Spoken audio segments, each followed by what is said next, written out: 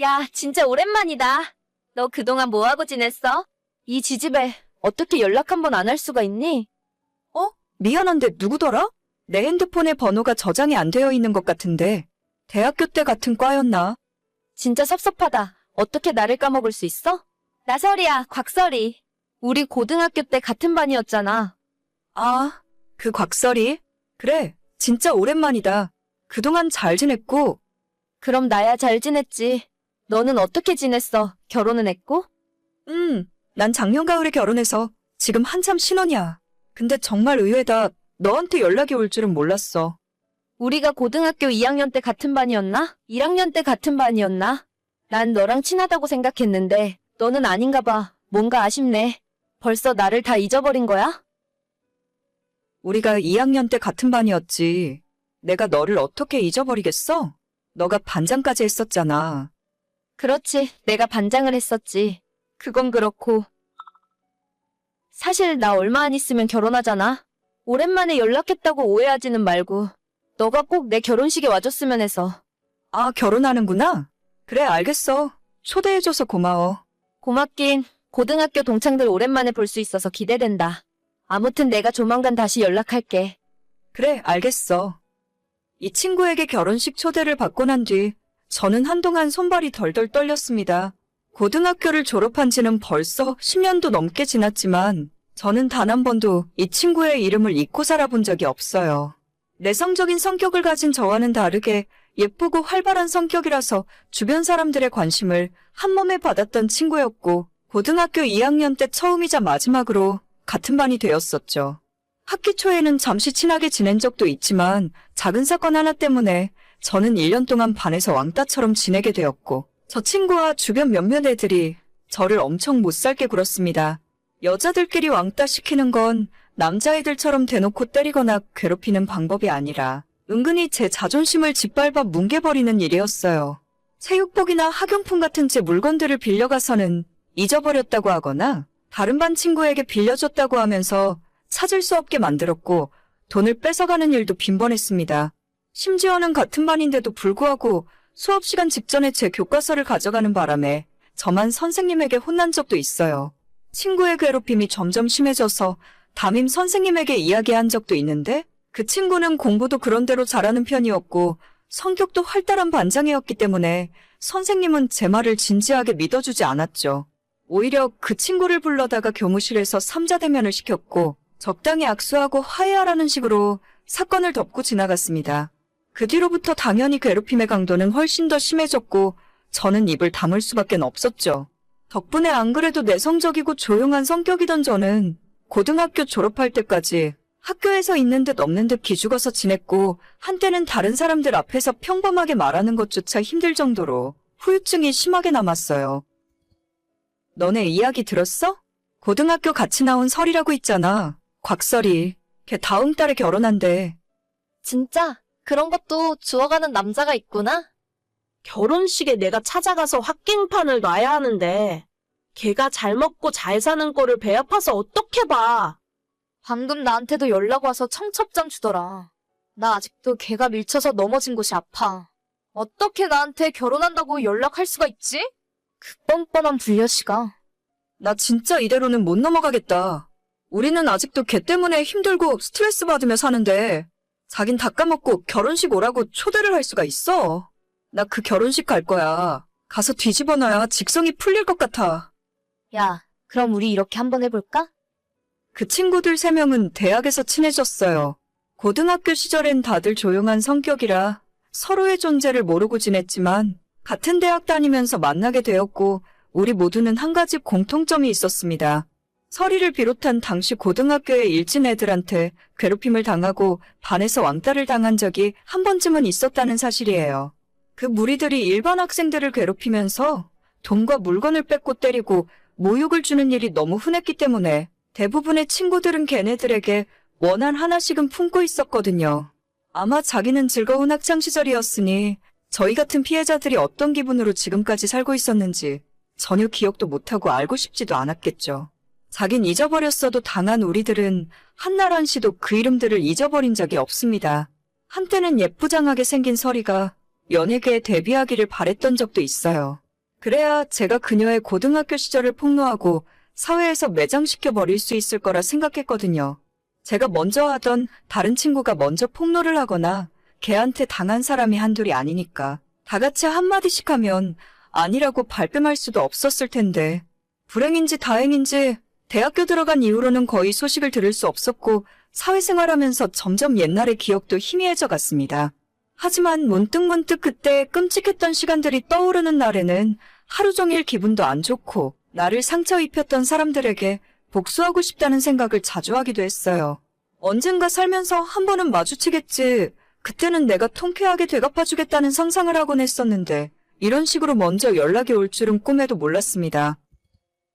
나 이제 다음 주면 결혼식이야. 너가 꼭 와줄 거지? 요즘 다들 바쁜지 생각보다 올 수 있는 사람이 없네? 물론 가야지. 우리가 어떤 사이인데.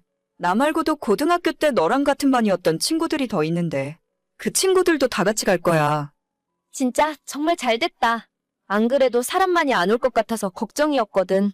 예약을 300명 잡아놨는데 다들 이런저런 핑계 대면서 못 온다 하더라고. 니들이라도 와준다니까 다행이다. 역시 동창만한 친구들이 없다니깐.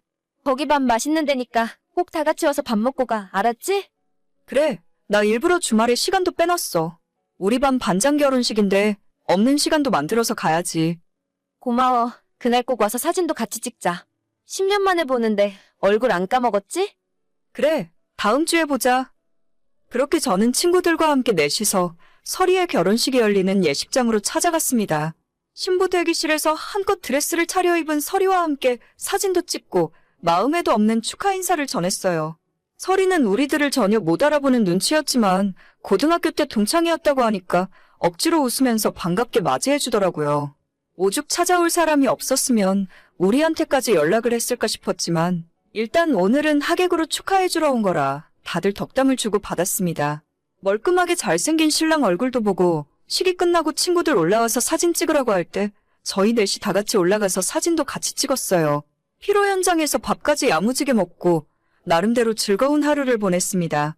딱 한 가지 저희가 계획했던 복수는 전날부터 미리 준비해간 축의금 봉투를 동창인 설이에게 준 것이 아니라 신랑 쪽으로 제출했습니다. 그 안에는 저희가 주는 축의금 5만 원과 며칠 전부터 정성 들여 쓴 편지가 들어있었죠. 반드시 신랑 혹은 신랑 측 부모님에게 전달해달라는 메모를 적어두었고 그 효과가 나타났는지 하루 만에 다시 친구에게서 연락이 오더라고요. 야, 너희들 진짜 미쳤어? 너네 내 결혼식에 뭐하러 온 거야? 너가 청첩장을 보냈으니까 갔지. 왜? 내가 준 축의금의 액수가 적었니? 너 어떻게 나한테 그럴 수가 있어? 우리 친구 아니었어? 친구, 우리가 한 번도 친구였던 적이 있나? 너가 나한테 뺏어간 돈만 30만 원은 되겠다. 혹시 축의금이 모자라면 내가 고등학교 때 미리 줬다고 생각해. 내가 너한테 돈 좀 빌린 것 때문에 이러는 거야? 아무튼 너희들 그거 장난이라고 빨리 이야기 좀 해줘. 시부모님들이 이혼하라고 난리야. 시아버님 되실 분이 교육감 선거에도 나가신 분인데 너가 이러면 내가 뭐가 되니? 장난은 무슨 장난? 너는 처음부터 끝까지 계속 장난이라고 하더라? 돈을 뺏은 것도 장난이고 애들 때린 것도 너한테는 전부 장난이지? 걔네들은 아직도 그때 생각만 하면 자다가도 벌떡벌떡 일어나. 마음 같아서는 결혼식장에서 깽판 치고 싶었는데 어르신들 봐서 참은 거야. 앞으로는 우리가 연락할 일 없을 거고 인생 착하게 살아라. 저희 네 사람이 신랑 측에 전달한 축의금 봉투 안에는 고등학교 시절 설이가 저희에게 했던 수많은 악행들이 빼곡하게 적혀 있었습니다. 혹시나 믿지 않을까봐 같은 학교를 나왔다는 졸업증명서까지 출력해서 넣었고 우리가 어떻게 폭행을 당했고 얼마나 많은 금품을 갈취당했는지 기억나는 대로 상세하게 적었어요. 모범생인 척 뒤로 호박씩 가면서 술과 담배를 하고 옆 학교 남자애들 만나서 놀던 이야기까지. 설이는 기억하지도 못할 과거의 모든 사실들을 다 고발하는 내용의 편지였죠. 친구들 중 한 명이 옛날 이메일을 뒤져서 그 시절을 증명할 수 있는 사진들을 찾아냈고 그 사진들까지 다 출력해서 편지에 넣었습니다. 저희는 전혀 모르고 있었지만 신랑 측 부모 두 분 모두 교육자 출신 집안이었고 그 편지를 받아보시고는 집안 망신이라며 당장 결혼은 없던 일로 하자고 호통을 치셨다네요. 교육감 선거에 또 나가실 생각인 것 같은데 집안에 학교폭력 전과가 있는 며느리가 들어오면 참 볼만하겠구나 싶더라고요. 결국 제 친구는 신혼여행 비행기도 타보지 못하고 이혼하게 되었습니다. 정확하게 이야기하자면 혼인신고조차도 하지 못했으니 파혼이라 하는 게 맞는 말이겠죠?